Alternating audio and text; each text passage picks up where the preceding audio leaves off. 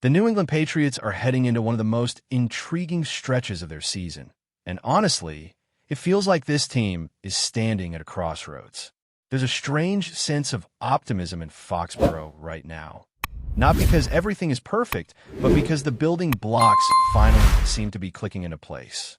The question is whether the Patriots can actually build on this momentum or if they'll let another year slip through their fingers. With the trade deadline quickly approaching, the front office faces some tough decisions about what direction this team should take, and every move from this point forward could shape not just the rest of this season, but the next few years of the franchise. Now, the talk around the league is heating up. Rumors are flying about who could be on the move and what teams are looking to reshape their rosters before the playoff push begins. The Patriots have been linked to a handful of names, especially on the defensive side of the ball, where injuries have really taken their toll.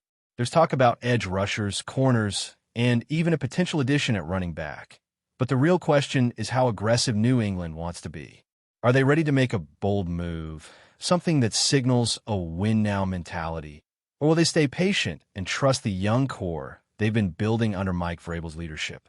Because let's be honest, it's one thing to say you're building for the future, but it's another to keep the fan base believing that progress is actually happening. One of the biggest storylines floating around the league right now is the growing list of players who could be available. We've seen names like Chris Olave, Breece Hall, and Jacoby Myers tossed around as potential trade chips. The Titans, after firing their head coach, are suddenly a wild card. Players like Arden Key, Roger McCreary, and Chigoziem Okonkwo could all be moved if the right offer comes along. It's a type of situation where a smart front office could swoop in and add a key piece without paying too high a price. But the Patriots have to be careful. Making a splash for the sake of headlines isn't the answer. The right move needs to fit the system, the culture, and the long-term vision that Vrabel and the staff are trying to cement. On the defensive front, there's no denying that New England could use some help. The edge rotation has been inconsistent, and injuries have made things even more complicated. There are whispers that the Patriots could explore players like Trey Hendrickson or even see what's possible with teams like Miami or the Jets, though it's hard to imagine those division rivals doing them any favors. The Dolphins and Jets are still battling for playoff positioning themselves, and trading a quality player within the AFC East would be a tough sell. Still, there are a few under-the-radar names that could make sense. Guys who might not be household stars but could come in, understand the playbook quickly, and contribute immediately. Then there's the running back situation, which has quietly become a concern. With Antonio Gibson going down and the depth being tested, the Patriots could use another reliable option to share the load. Breece Hall's name has been floated around, but that would come at a steep price, especially within the division. There's been speculation that the Browns might be open to moving Jerome Ford, and that could actually make sense for New England. Ford's a tough runner, good in pass protection, and he fits the kind of balanced backfield the Patriots like to operate. Other names like Devin Singletary or even Jalen Wright have surfaced, but again, the challenge is finding the right deal that doesn't cost too much draft capital. This team can't afford to mortgage the future for a short-term boost. And speaking of the future, let's talk about what lies ahead on the schedule, because this stretch run might end up telling us more about the Patriots than any trade could. On paper, the path to the playoffs looks manageable. There aren't too many powerhouse matchups left, but that might actually be part of the problem. The Patriots will see teams like the Bills again, though this time it's at home, and that gives them a bit of an edge. The game against the Buccaneers could be the toughest test remaining, especially with how that defense has been playing. Then there's the Falcons, who just pulled off a surprising win over Buffalo, but remain one of the league's most unpredictable squads. The Giants, a young team with flashes of promise, could either give you a fight or fold completely depending on the week. And then there's the Ravens, who were supposed to be a top contender, but suddenly look vulnerable after their recent slump. It's a schedule filled with opportunities, but also one that might not prepare the Patriots for the kind of playoff battles they'll face if they do sneak in. That's the tricky part. Sometimes an easier schedule looks great on paper, but when you're not being pushed by elite teams, it's hard to build that battle-tested mentality you need in January. If the Patriots get to the postseason without having faced enough adversity, will they really be ready for teams like Kansas City or Baltimore at full strength? That's the question hanging over this entire season. You can't simulate playoff intensity. You have to live it week after week against the best teams in the league. And right now, New England's remaining schedule just doesn't offer that kind of challenge. It could help them rack up wins and maybe even take a shot at the division, but it might not harden them enough for what's coming next. Now, on the roster front, there was some movement this week that caught everyone's attention. After all the buzz about C.J. Gardner-Johnson possibly being an option, the Patriots made a different move and brought in Richie Grant, a former second-round pick out of UCF who most recently played for the Atlanta Falcons. Grant's a big-bodied safety, around 6 feet tall and 200 pounds, and he's got plenty of experience under his belt. He's appeared in over 60 games and started more than 30 of them, racking up nearly 300 tackles and a few interceptions along the way. He might not be a superstar, but he's exactly the kind of low-risk, high-upside addition that makes sense for this defense. 2 years ago, a player like him would have cost a mid-round pick, but now he comes in as a free signing with the chance to prove himself again. That's smart business. It's also a reflection of how this coaching staff evaluates talent. They're not chasing headlines. They're looking for players who fit the system, understand their role, and can contribute right away. Grant has the skill set to step in if injuries pile up, and with guys like Kyle Duggar already dealing with heavy workloads, that depth is crucial. It doesn't close the door on a future addition like Gardner-Johnson either. If the opportunity presents itself later, the Patriots can still explore it. But for now, this signing feels like a calculated move to stabilize the back end of the defense without overcommitting. Unfortunately, the injury report hasn't been kind lately. Jalen Hawkins remains sidelined with a hamstring issue and is likely to miss the matchup against Tennessee. Anthony Jennings is nursing an ankle injury, which puts even more strain on that edge rotation we talked about earlier. Harold Landry is another one to watch, still battling through an ankle problem and desperate to get back on the field, especially against his former team.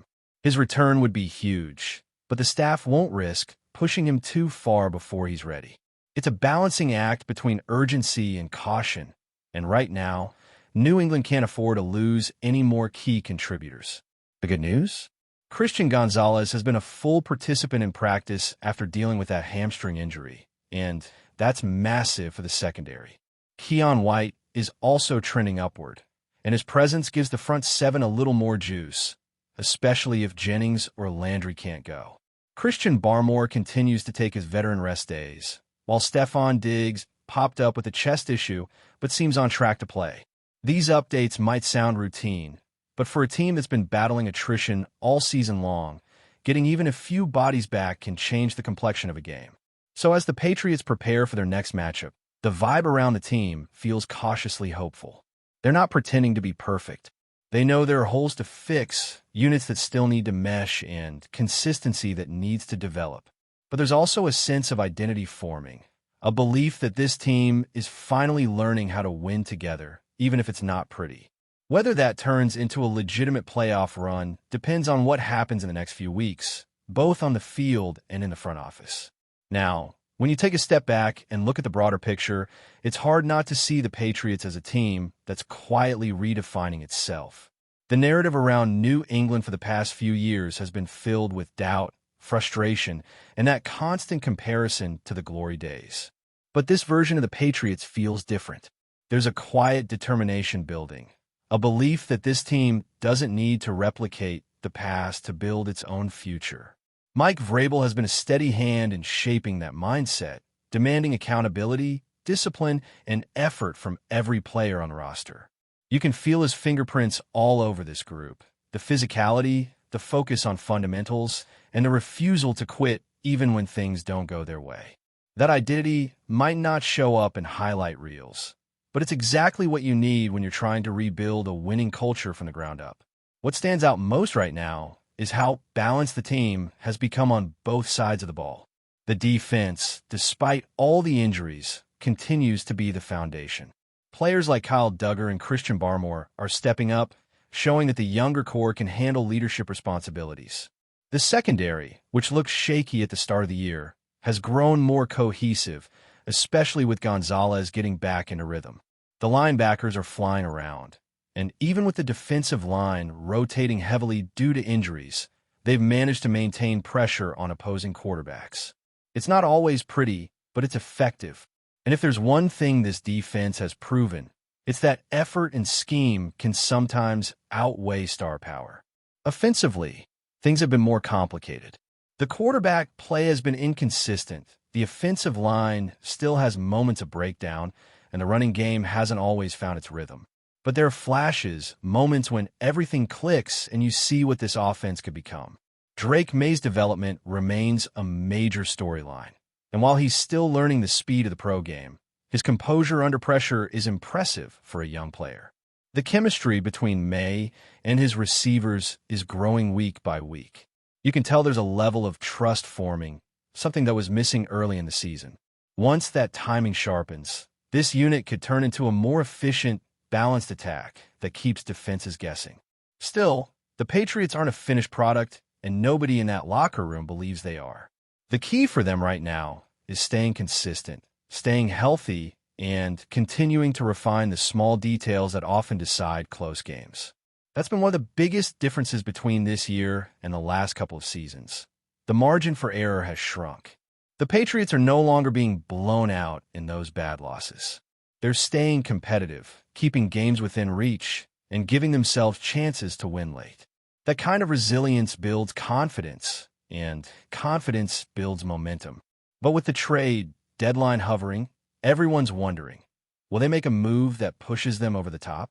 The league knows New England is sniffing around, and that alone has created some buzz. Adding a difference maker at edge or running back could tilt the balance, but the front office has to be smart. There's a fine line between being aggressive and being reckless. The Patriots can't afford to give up too much draft capital for a short-term rental. Instead, the goal should be to find a player who fits both the immediate need and the long-term vision, someone who can grow with this core. Vrabel and his staff have shown patience so far, and that patience could pay off if the right opportunity presents itself. Before we continue, don't forget to subscribe to Patriots Hub and give this video a like. Your support helps us keep delivering the latest updates on our New England Patriots. And don't be shy. Share your thoughts on the news in the comments below. Whispers around the NFL world have been impossible to ignore this week. Patriots Surtain II, the rising star of the league, is reportedly headed to the New England Patriots. If true, this move could transform the team's secondary from a decent unit into one of the most feared in football almost overnight. Sources close to the situation hint that the Patriots have been quietly maneuvering behind the scenes, eager to land Surtain II and solidify a defensive backfield that's been inconsistent in recent seasons. Surtain II, known for his exceptional instincts, speed, and ability to shut down top receivers, has been turning heads since his rookie year. Analysts have long predicted that he would become one of the league's premier cornerbacks, and joining a storied franchise like New England could accelerate that rise. Rumors suggest that the Patriots brass sees him as the cornerstone of a defensive overhaul, one that could bring back the glory days of the team's secondary dominance. Fans and insiders alike are buzzing with speculation. Could this move mean the Patriots are ready to invest heavily in their defense for the first time in years? The whispers hint at a blockbuster trade or a massive contract extension to make Surtain II a key piece of Bill Belichick's defensive puzzle. The timing is perfect, too, as New England has struggled to contain explosive offenses in the AFC, leaving gaps that a player of Surtain II's caliber could close immediately.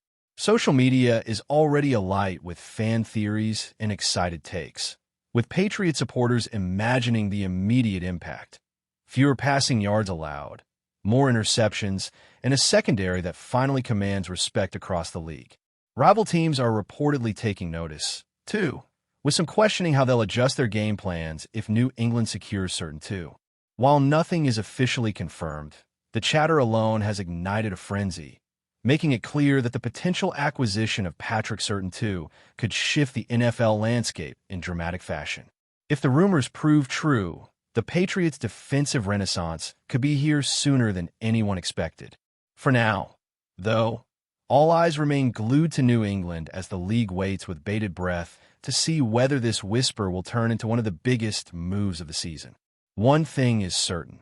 If Patrick Surtain II truly dons the Patriots jersey, the secondary isn't just getting better. It's entering elite territory almost instantly. That's it for this update. If you enjoyed the video and want to stay updated with exclusive news about our New England Patriots, be sure to subscribe to Patriots Hub and hit that like button. We can't wait to hear your thoughts in the comments. See you in the next video.